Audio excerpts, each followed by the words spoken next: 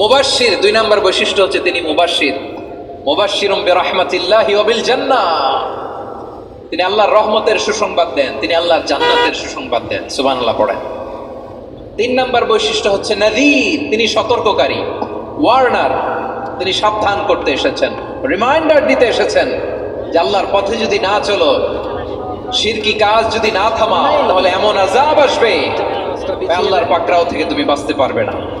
তিনি নাযীর। বিষ্ণু ইসলামের 4 নম্বর বৈশিষ্ট্য হচ্ছে দাঈয়ান ইলাল্লাহ, তিনি আল্লাহর দিকে আহ্বানকারী। এই যে আমরা আমাদেরকে পরিচয় দেই যে আমরা দাঈ, বলি না? বলি যে উনি হচ্ছেন একজন দাঈ ইলাল্লাহ। বহু বচনে আমরা বলি আদ-দুআত ইলাল্লাহ, এটা কোরআনের এই আয়াত থেকে এসেছে। সুবহানাল্লাহ পড়েন। ওয়া দাঈয়ান ইলাল্লাহি বিইذনিহি, আল্লাহর আদেশে বিষ্ণু ইসলাম আল্লাহর দিকে মানুষকে ডাকেন। এবং বিষ্ণু ইসলামের 5 নম্বর বৈশিষ্ট্য হচ্ছে সিরাজাম মুনীরা, আলোদানকারী প্রদীপ, আলোকদীপ্ত প্রদীপ, যে আলো দিয়ে তিনি গোটা বিশ্বকে আলোকিত করেছেন। আওয়াজ করে পড়েন আল্লাহু আকবার।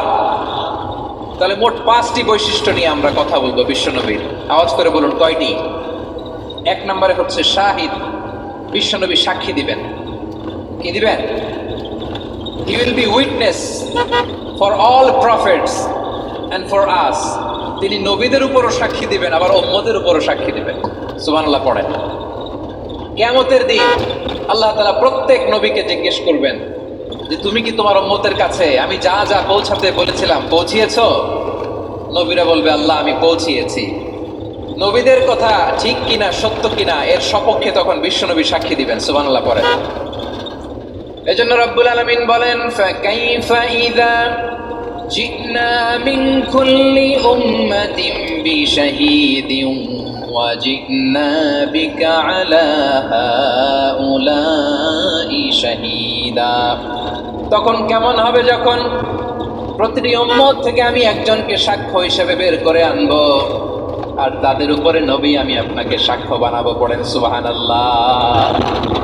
তাহলে সব উম্মতের ব্যাপারে সেই উম্মতের নবীরা সাক্ষ্য দিবে, আর ওই নবীদের উপরে আমাদের নবী বিশ্বনবী সাক্ষ্য দিবেন। সুবহানাল্লাহ পড়েন। এজন্য বিশ্ব বিইজ্জাতিকা ওয়া বিকারামিকা, আল্লাহ তার ইজ্জতের কসম, যথেষ্ট হয়েছে, এনাফ এনাফ, আর লাগবে না। সুবহানাল্লাহ বলেন। ওই ভয়ঙ্কর জাহান্নামে আমরা যেতে চাই কেউ? আমরা সব সময় ওই জাহান্নাম থেকে আল্লাহর কাছে পানাহ চাই। আওয়াজ করে বলেন ঠিক কিনা? বিশ্বনবী সব সময় আল্লাহর কাছে আল্লাহর জান্নাত চাইতেন, আল্লাহর জাহান্নাম থেকে পানাহ চাইতেন। তিনি বলতেন আল্লাহুম্মা ইন্না নাসআলুকাল জান্নাতা ওয়া নাউযু বিকা মিনান নার।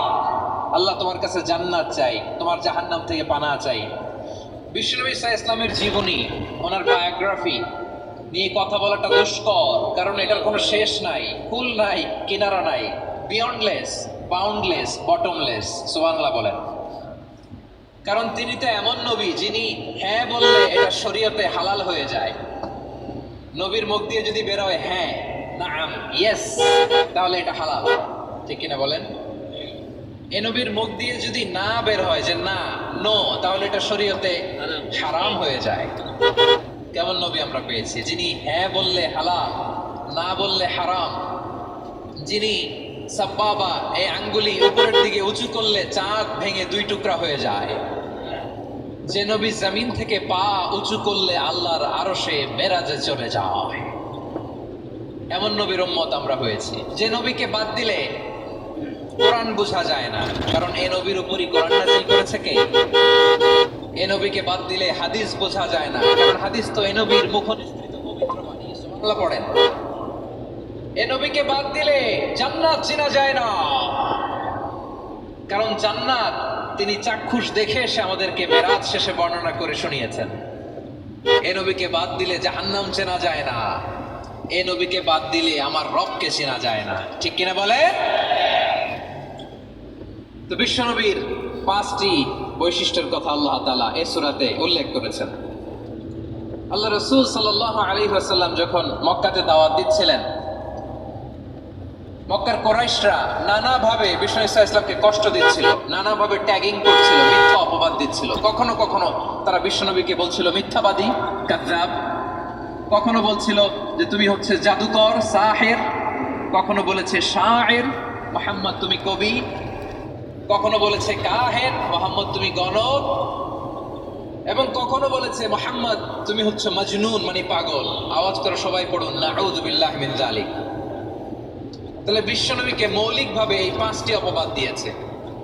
আমার কলিজার টুকরা সিলেটের ভাইরা, বিশ্বনবীর ব্যাপারে মিথ্যা অপবাদ মৌলিকভাবে দিয়েছে কয়টি? 5টি। বলেছে তুমি মিথ্যাবাদী, বলেছে তুমি গণক, তুমি কবি,